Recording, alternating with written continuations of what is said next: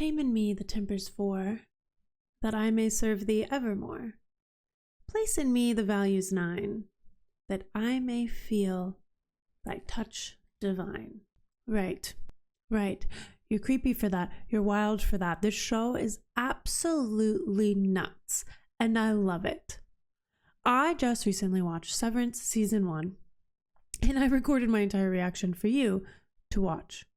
If you so please, you can watch full length on my Patreon, or you can watch the edited versions here on YouTube. And I was buckled up. I was fully sat. Now, with the exception of the finale, I watched every single episode for the reaction, and then I edited my reaction and took extra notes, diving further into my theories, observations that I made, and I'm not done there. I am just about ready to start season 2, but I wanted to do a little bit of due diligence. I wanted to do a little bit of time to sit back down, take a few more notes, compile a few more thoughts, maybe put on a tinfoil hat, craft a few more theories, and leave you with I don't know, just really fully get into the experience of the Severance show, minus the 3-year wait period that you real ones had to go through, because I couldn't have done that. I don't know how you did that. Because the ending of season 1, let alone the ending of episode 8 of season 1, I couldn't stop myself from hitting play and watching episode 9 immediately. And for anyone that was with me from the get-go of watching Severance, you will know that I withheld a few times. Well, I mean, I had to withhold that at the end of every episode, but there were a few that had particularly big cliffhangers that made me want to hit that next button. But those crafting of the theories and like watching in the observations of each episode really immersed me deeper and deeper into this show. And I think it had a lot of payoff in terms of enjoyment, in terms of picking up on things, because something that I miss out on when I watch shows like this, especially shows like this late, is that I miss out on that online conversation. And the only thing that I can say has been the closest to that would be White Lotus. I think White Lotus hits kind of close to home in kind of crafting theories and having fun and talking about, wild theories. I'm gonna need another word for theories. But for the sake of this video and kind of keeping it raw, I'm not gonna Google any additional words. I have notes. I've created notes. I've dug a little bit deeper into some things that people say about this show, and I've read the Lexington Letters. I think that's most important of all of what this video will kind of entail, are my thoughts on the Lexington Letters, which was wild. I actually read it whilst I was doing a co-working stream on Twitch, and I couldn't help but make a few faces there that I feel like what I was reading was wild. The show gives us so much, and somehow those letters gave us even more, especially that twist at the end that the editor of the Topeka Star was Milchek, a Milchek, not the Milchek that we know, but a Milchek. Okay, that was damn near as much of a plot twist as Helly being an Egan. Let me start just a little basic. I want to talk about just a few additional observations, and then I want to talk about my biggest theory, and then I want to talk about, I don't know which way I'll order this once we get into the flow of it, but I want to talk about just like a couple more observations that I have from the show, from additional research and rewatches, and I want to talk about the Lexington Letters, and I want to talk about probably my biggest theory. And one of the additional things that I've noticed is that there's the 4 tempers, right? The 4 tempers and the 9 principles, I think, are not only key to the experience of a severed employee, but they're key to the experience of the show. Woe, frolic, malice, and dread are not only the 4 tempers that Kier wants to tame, they are also they seem to correlate with the 4 buckets that our macro data refiners refine the numbers into. And this, I think, is my kind of like biggest center of everything that I feel about this show. I truly think that everything that they do, not just with MDR, but everyone in Lumen, I feel like it's just one big pressure cooker for the integrity of the chips. I now to a little twist ahead to the Lexington Letters, but not fully there yet.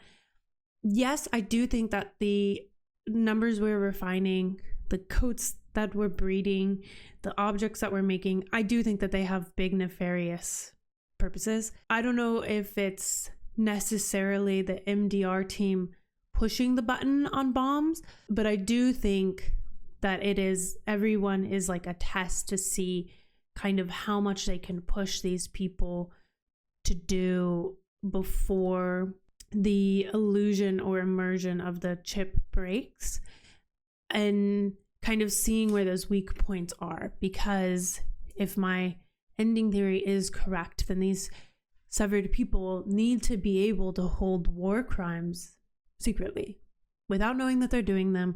They need to be able to go do their daily life, and then they need to go to work and they need to do war crimes, and then they need to go home and they need to kiss their wife and hug their child and throw a football to their kid and all the things that you do at home. But then additionally, the symbolically in the show, and like if anybody has a video that I can watch that dives deeper into this, I would love to. I simply don't have the time to do it myself, but like as someone who went to an art school, these symbolism in the clothing and the like, there were lots of like I feel like the set designs were very, very, very symbolic. Specifically for the symbolicness, obviously now that we know that Helly isn't Egan, Helly is Helena, she was wearing a lot of blue and green, which ties into the original colors of the chip, the first chip. And I think for anything other than just our experience of the show and whatnot, aside from the colors, Helly is a great example of how much the chip really strips from you, because Helly and Helena's personalities really truly couldn't be any more different. And I think that kind of similarly about Irv at the moment, because Irv is so by the book, and like he does say that maybe he had a little bit of trouble integrating, but that once he realized all the good things that Lumen does, and like in the perpetuity ring, right, he's having this conversation, he's like locked into the mission. And that doesn't seem very aligned with Irv's Audi, who literally seems to be keeping himself awake to blur the lines of his innie and out in his Audi, but also doing extensive research.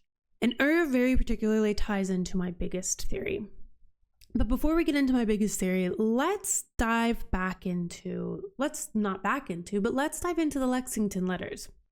Because somebody joked in the comments, or maybe it wasn't a joke, it probably was incredibly serious, that this was more or less required reading for Severance enjoyers. And it damn well was, I would say, required reading. The Lexington Letters were a phenomenal encompassment of the energy of season 1. And what I mean by that is that we see, I think, more the beginning, middle, and the end of a severed employee's journey. Now, during season 1, we saw a beginning, we see a middle, and we do see an end, but they're through different people. We see the end of PD, who I think, if you think about it long enough, or even you reflect on it at the end of season 1, you can probably guesstimate that somehow PD's death is correlated to Lumen, like somehow they were able to make that happen. Now, my question there is, how is Ragabi alive? Ragabi, of course, being the doctor who put the chips into at least Mark, I would assume PD, definitely not Helly, I wouldn't think. Ragabi, an interesting character, right? Because we see her murder someone, and generally in a lot of shows, a murderer would be just straight up a bad person. But in this show, we go, wait a second, perhaps if she's willing to murder and she has to go into hiding because of this company. Perhaps the murderer is actually the hero. Well, maybe hero's a stretch. We're yet to really know what Lumen does. We're yet to really know what Ragabi's goal is, but we can kind of piece some things together that perhaps Lumen isn't all it's cracked up to be. And I think anybody that's worked in any sort of corporate life that has perhaps been manipulated by a beer keg, a weekly happy hour, a really good holiday party, calling your coworkers your family, only to then eventually find out you're nothing but a number to them. Actually, you don't matter to the people that employ you. If you haven't been jaded in the workforce, I don't think this show probably hits as hard. It probably definitely hits in a way, but I think if you have been jaded or hurt in a corporate sense, any sort of company that is trying to manipulate you so that you work harder for them and ask less questions, you will find a sick home and comfort in this show, because it's a bit of a wild example of how bad and manipulative a company can be, but it is a conversation around it at the end of the day, at least in my opinion. And if it hits home for you in that sense, then it hits home for you in that sense, and you can relate to me on that level. But I digress and I move on. The manipulation is nuts. And so when we see Ragabi kill that man, it didn't churn my stomach quite as much as, say, murders and other TV shows have, but it did make me pause in the moment. And in my current reflection, I go, no, if somebody is willing to murder, and everything else that I know about Lumen at this moment, perhaps murder was the answer, because perhaps Lumen has murdered way more people than Ragabi ever could. And Ragabi at this moment, from what I know that she did for Petey, does seem to be the hero for the Severed. Now, I do have a pin to put in that, okay? I don't trust anyone. Literally, the only person that I trust is Mark. That's it. And the only reason I trust Mark is because we spend so much time with him, Annie and Audi. I don't even trust his sister. I don't trust Rickon. I don't trust any of their friends. I think at this point that everyone, their mother, their dogs, their cats, Mark's fucking fish, are severed.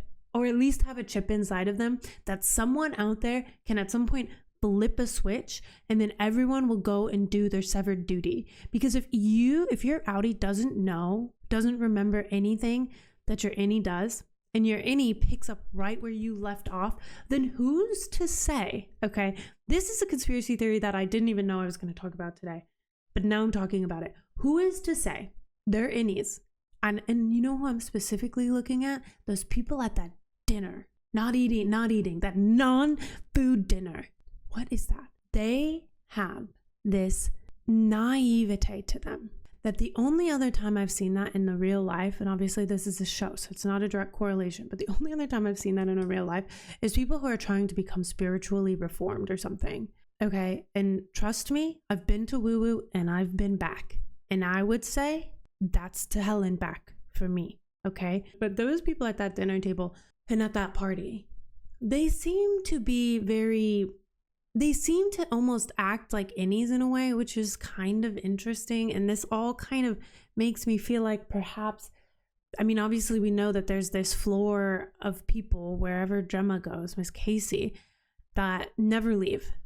But what if there is eventually a group of people who are like born into Lumen, and then they leave once they're adults, but they don't know, but they've been essentially brainwashed and trained their entire life. They're essentially sleeper agents. And there will be a time when Lumen goes, flips a switch, and they activate to do what? I don't know. Can't be good.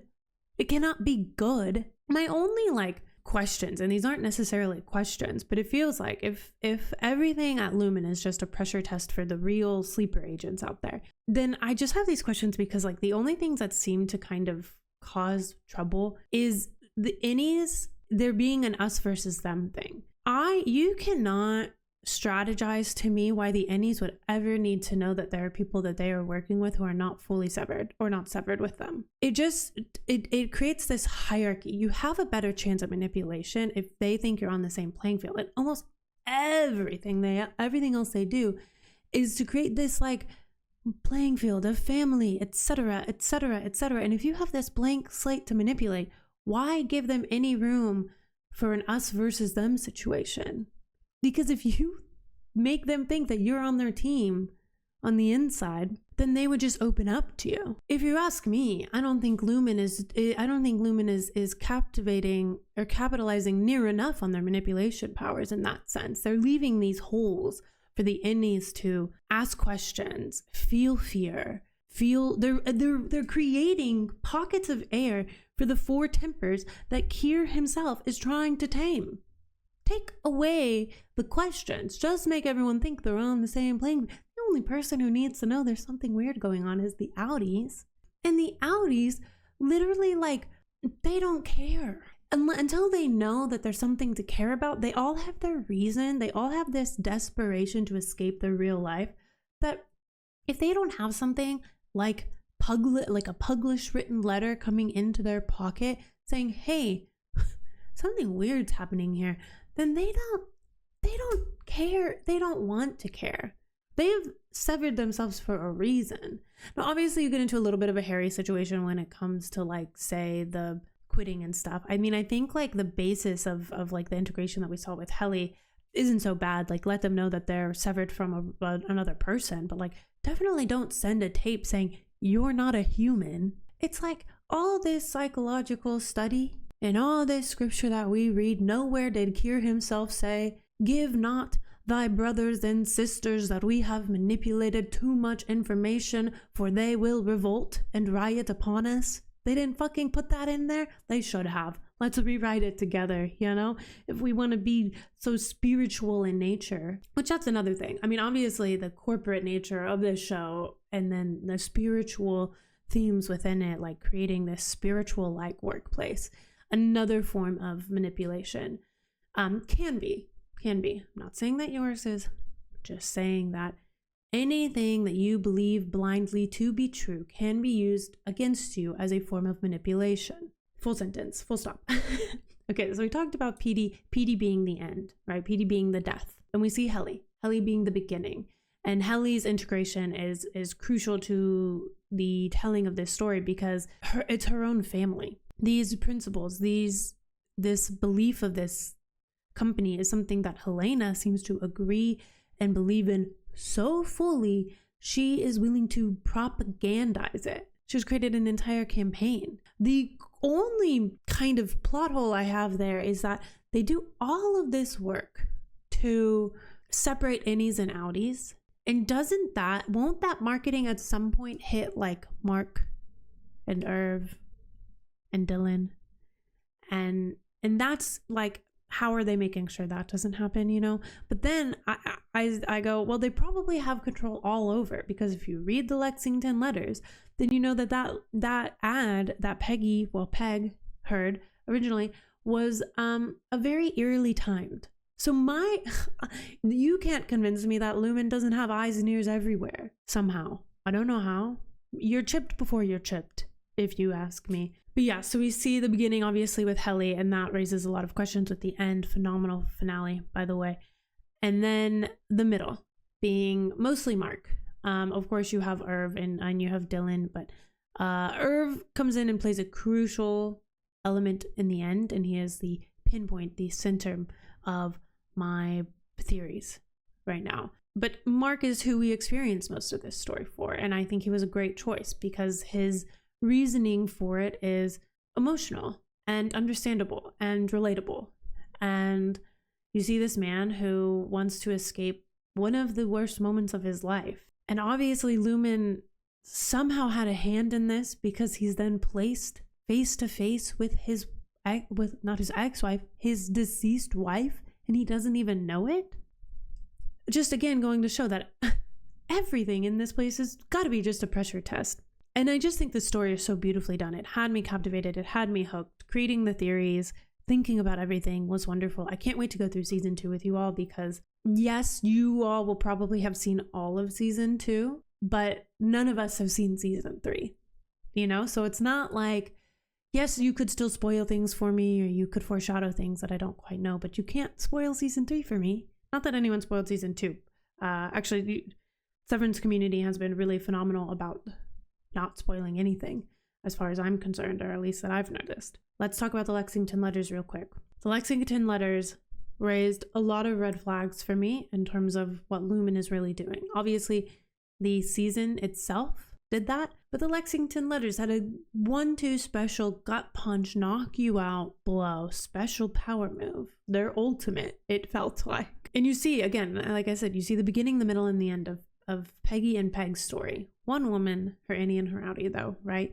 And I think the way that she even wrote about her innie was beautiful, right? Saying she's no longer with us. And that whole thing, just, it felt like the fear was slow, but it continued to layer to a point that made my stomach drop all the way into my toes. And obviously, Peg herself has died now. And I think some of the things that stood out to me immediately was, okay, so there's other offices elsewhere in this version of this world. So Peg and Peggy from Topeka, Kansas.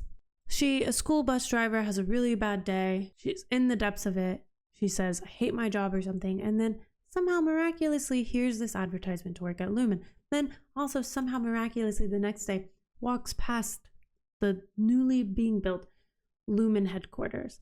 Gets the job, goes in, everything's fine. Until she starts getting these letters, these Puglish letters.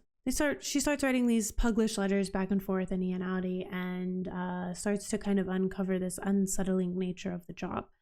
Peggy disappears, stops writing letters back. Turns out she was in the break room for what appears to be about 2 weeks. Comes out, there's one day, like one moment for her to slip the handbook into the back of her pants, and she sneaks it out of the office whilst they're updating the elevator, the deciphering code in the elevator. She says in that letter that if you read that, and I've read this so many times, that nothing is true and that there are answers within that handbook. I can't find them. I've read so much. I've read it so many times and I can't find the answers, but I believe her, and perhaps there will be more light shown onto the words in that book once we get into season 2, perhaps not. Obviously, we find out that the day that Peggy finished refining her project, 2 minutes later, a truck blew up. Questions and theories explode with this one for me. Is that somehow a sleeper agent? Is it directly connected? Or is it coincidence? Is it lightly connected with a bit of a coincidence? I want to say that it's almost nearly directly connected. Like, that coincidence is wild and it's a Lumen competitor. But I'm like, part of me is like, if they had that control, then how did they, wait. Okay. Because the innies are essentially a blank slate. So they shouldn't really truly know. They would have a different and a more raw version of understanding woe, dread, malice, frolic. So when they're taking that out, and then, okay, so if you remove the 4 tempers, then somebody may feel a touch divine. So if you find a way to remove the tempers of the sleeper agent severed people, maybe they don't even know that they're severed, with chips in their heads, they can be turned on once that project is finished, and then they turn into a bomb. I feel like I'm onto something, but I also feel so far. I am going to drop you my biggest theory. It feels very conspiracy-esque. And I did kind of, I think, mention it in the comments of the finale of season 1, but Irv I can't tell specifically from the things that he has, because it seems like his father was in the army, but then it also could seem like he has his own medals, though sometimes people hold their family's medals in those, so I'm not entirely sure if it's just his father or him. But my biggest theory would be that Lumen has a partnership, because there's so many hands with politicians and higher ups in the world and whatnot, and that one senator rose from nothing to something overnight, it seems. They work with the army or the military in general, because I think actually there was a naval suit that Irv had. They work with the military. Everyone in the military, or nearly everyone, is severed, but maybe sleeper agent severed, or maybe just fully severed. Irv's dad died because of that. And Irv has somehow been doing all of this research because he has extensive bucket loads of research that he's only been working with. I think he's only been with Lumen for like 4 years, but he hasn't been there that long. But he has so many things, so much knowledge about them, and names and names and names of employees, and a map with like 4 or 5 different other employees, all men, on it. And Bert being one of them, which kind of lines up with my like idea that if you do meet someone that you know from the outside, you have a different connection with them on the inside. Well, other than I guess Gemma Miss Casey kind of disproves that, doesn't she? Hooty hoo. We'll move on from that theory, I guess. Well, not the full theory, but I think that Irv is on a revenge mission. Oh, but speaking of revenge mission, Miss Casey, Harmony, Miss Selvig, Miss Cobalt, her 5 million names. Everyone was so confused, or maybe even a little tad upset with me that I didn't catch that Mark called her Miss Cobalt. That woman has 5 million names. I'm not severed. That one woman is all of those names to me at one point. I think I do a very good job of catching things in this show, but the way that you guys have honed in on that one thing that I missed, that she has so many different names. Okay, so many. Now, I originally thought, and her actions definitely would say this.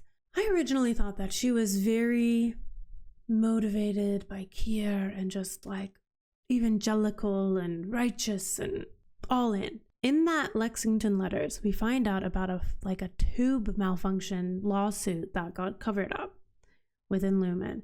And on her shrine, she has this tube that would supposedly have, I would assume it's her mother's name on it, Charlotte Cobell. Well then, are you really all in, or are you also on a revenge mission and losing that power made you lose your mind because you could no longer get revenge for your mother? I don't know. That's my theory at the moment. Well, those are my theories. The Irv one I still think feels like the most wild one, but also I always go back to the line from the very first episode that anything that humans can think up of, they can create. And that's the real hell. I'll see you in season 2. This has been a little wrap up of my thoughts before we go into the experience of season 2. I don't really have any tier list for you. Okay. I kind of mentioned maybe a tier list, but a tier list of the characters, there's not a character that I love or hate any more than any of the others. They all add a very specific element to the story. There's also not I couldn't pinpoint an episode or a moment that I liked or disliked any more than the others. If I could have gone back and like listened to all of my theories, my original theories as I built them, I think that would have been fun.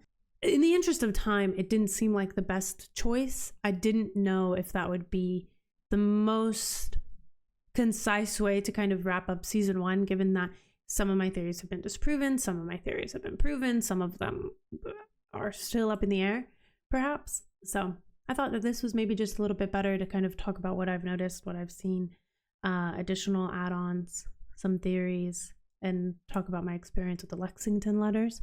Harrowing, but a great read. So without further ado, I will see you in season 2. Don't forget to like and subscribe on this video. I'll see you there.